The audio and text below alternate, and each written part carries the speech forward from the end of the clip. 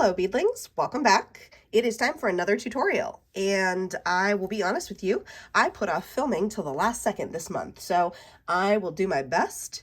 It has been a crazy month. There's been a lot of things happening. One of my best friends is getting married next week, and we've been doing a lot of preparations. So, here's the tutorial. We're gonna do a tutorial on how to make a Kandi necklace that also doubles as a holder of things. I don't know what YouTube will and won't ban, so I'm going to say it's a Kandi pen holder, and I'm going to use this as an example of something to like put in the holder to fit it around. If you have something else that you would like the holder to be for, then you just use that thing when you are making your holder. No announcements this time. We're just going to jump straight into it. For supplies, you are going to need beads, pony beads. I get mine from beadtin.com. You can get yours anywhere plastic beads are sold. Scissors, stretchy string. You want either 1mm or 1.2mm cloth covered stretch cord, and a Kandi needle. This is not like 100% necessary, but it does make your life a heck of a lot easier. This one is a 7mm plastic yarn needle. You can use either plastic or metal ones. You can get them off Amazon. You can get them at craft stores. I think you can even get them at Walmart. First thing you're going to do is cut off a length of string and attach it to your needle. This is tied on with like a double knot, whatever. And I just took a length of string the size of my wingspan. It's about 5.5 feet, but you know, you can always add more string later if that's not enough. And the way that we're going to make this particular holder is with Multistitch. If you would like a tutorial just on Multistitch, I do have that tutorial. You can click here, or you can look earlier on my page. It's one of the first tutorials I ever did.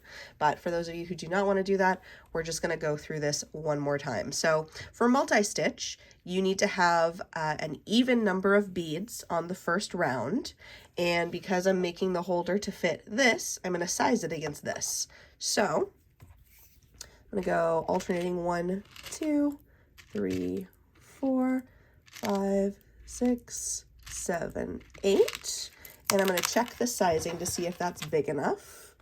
It is not. It looks like I need probably another 6 to 8 beads. So 1, 2, 3, 4, 5, 6. Let's try that. Yeah, that's about right.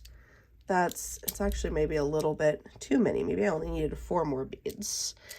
We do want it to be fairly snug so that the item does not fall out of the pouch. So for this particular sizing, let's try it now. Yeah, that's about right. It is very hard to do this and still keep it on camera because also there's no weight to this. It's very light. There we go. There. Okay. That's about right. I could probably even take 2 beads away, but I'm just gonna roll with this and see how we go. Because once you start pulling it tight, it gets a little snug. Okay, so now I've pushed all the beads down to the empty end of my string, and I'm gonna tie it off. And you do want to tie it off pretty snugly, like that. Boop. There we go. So you can see there's a little bit of stretch, but it stays pretty still. And we'll test it one more time. Yeah, that's decent. It's pretty decent. Okay.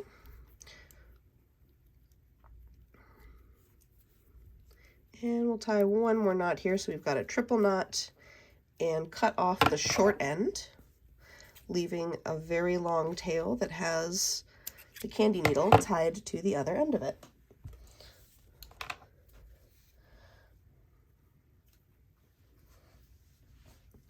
And now, so we've got the knot right there. I like to take the needle and run it through a couple of beads just to hide the knot while I'm working. There we go. And now we do our pattern. So I'm just going to do vertical stripes. That's the easiest pattern to do with Multistitch.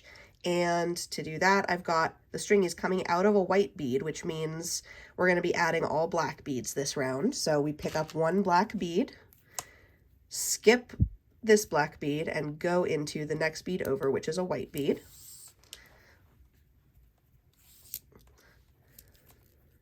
And pull it tight. When we pull it tight, it makes that black bead sit on top of the other black bead.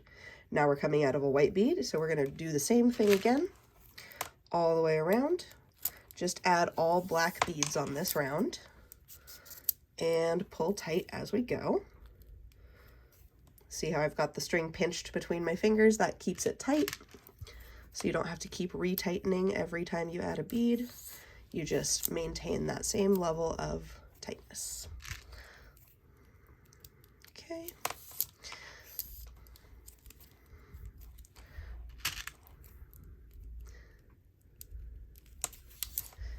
And you can do this with any size of object, like you would just make the initial ring larger or smaller depending on what you are trying to hold in it. Well, actually, I did that part without saying what I was doing, so I'm going to back up. Oop, okay, so this is the last black bead that we're adding. We're going to go through this white bead and also through this top black bead in order to step it up a row. There we go. And now we are coming out of the black beads. We're going to do the next row, which is all white beads. And it is very easy from here because we're doing a striped pattern. It's going to be just alternating colors row by row. So this row is all white beads. The next row will be all black beads, and so on and so forth.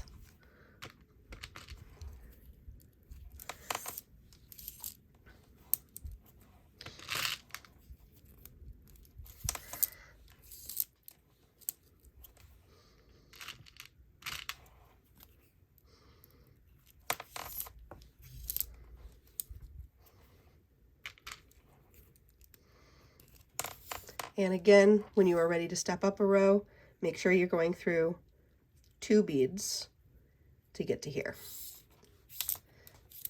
Okay, so I like to make mine at least half the height of the item you're trying to hold. So this is pretty long. I'm going to build it up probably another 10 or so rows to get to here. And I will be right back. I'm not going to make you watch me go around and around forever. And we're back. So we'll say this is the height that I want it. You actually want to build to 1 to 2 rows taller than you want it. And now we're going to put on the bottom.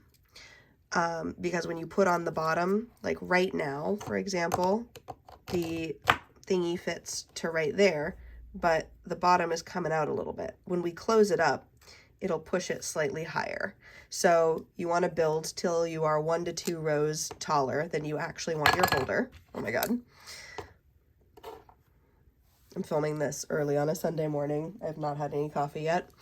Okay, it's time to put on the bottom. So we are at the start of a new row. We are coming out of a white bead. So I'm going to add 1 black bead. And I'm going to skip this next white bead and go into the next one over. And pull it tight like that, so the black bead's in the middle. And I'm going to do that again on this side.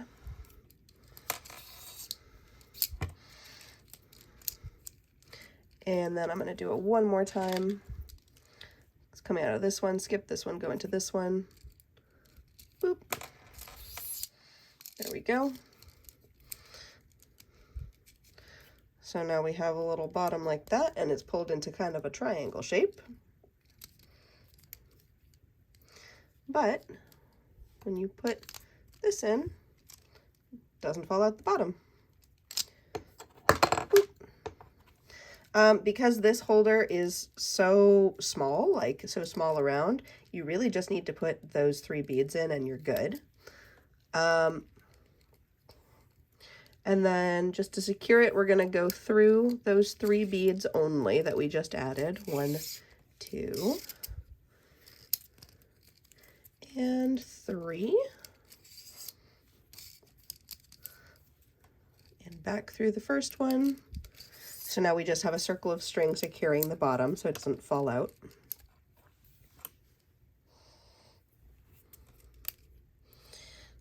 And we're going to tie it off.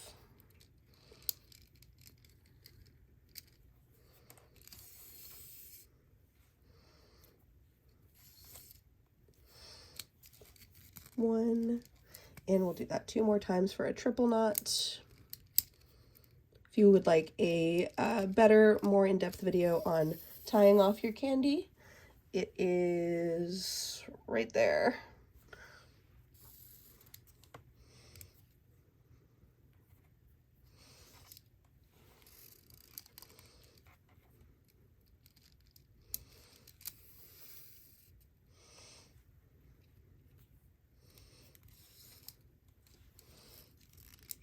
There we go.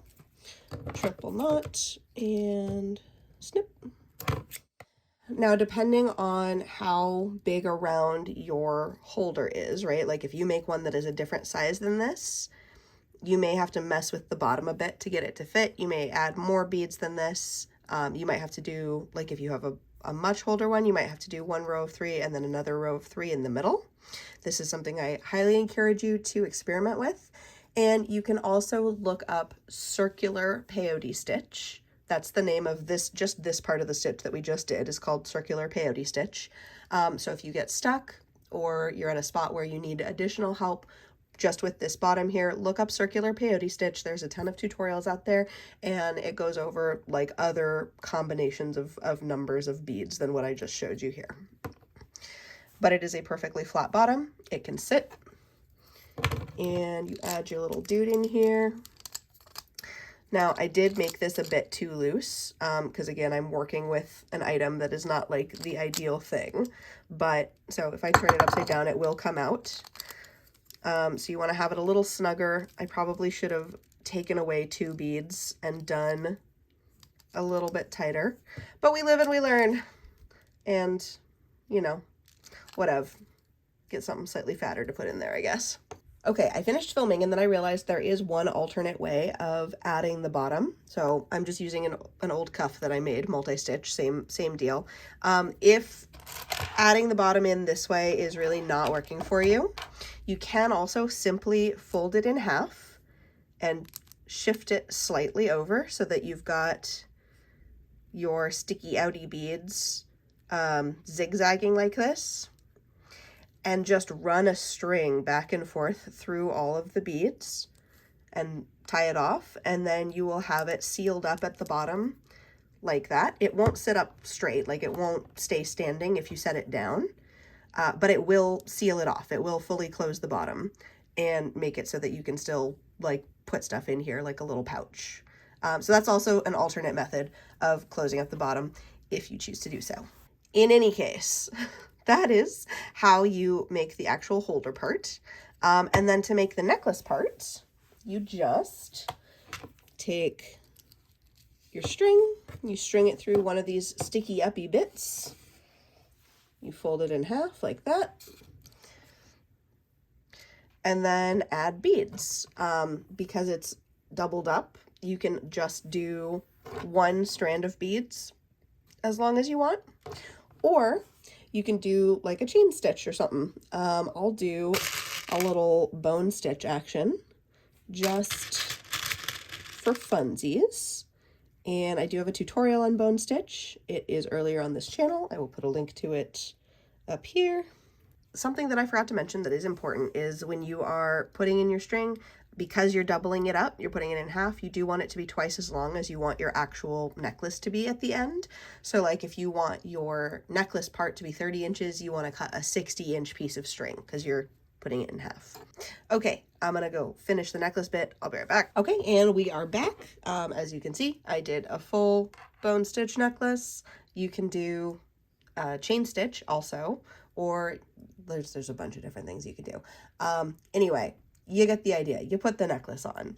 You do want to leave a couple inches. This is, I think, about 3 inches of room at the end to tie it off. And I'm just pulling it a little bit to make sure that there's no twists in the string before I tie it off. Perfect. And now I'm going to loop it around and tie it off through the opposite bead that this one is tied to. Just do boop, boop, and triple knot as usual. When you tie it off, you only have to stick one side of the string through. And we'll just poke the knot around until it's hiding into this bead right here. And there we go. You've got a necklace that holds stuff. And if you set it down, it will sit upright. And that's how you do it. And that is it for today's tutorial. Thank you so much for watching. I hope you learned something. As always, Hubert is here with me to say goodbye to you all. If you liked the video and you would like to see more of this stuff, please subscribe, like the video, leave a comment, do all that fun stuff so that the algorithm does not hate me. I have a bunch of other channels where I post more than once a month. Those can be found in the description, along with my shop and my Patreon. If you want to support the channel for $3 a month so that I can continue to buy beads and make cool stuff, and maybe one day I can quit my day job, that would be super cool. Patreon link is also in the description. Thank you so much for watching, and a special thank you to my existing patrons who have been supporting me for a ridiculously long time, and I love them, each and every one of them, as if they were mine and Hubert's own children. Love you, Plur.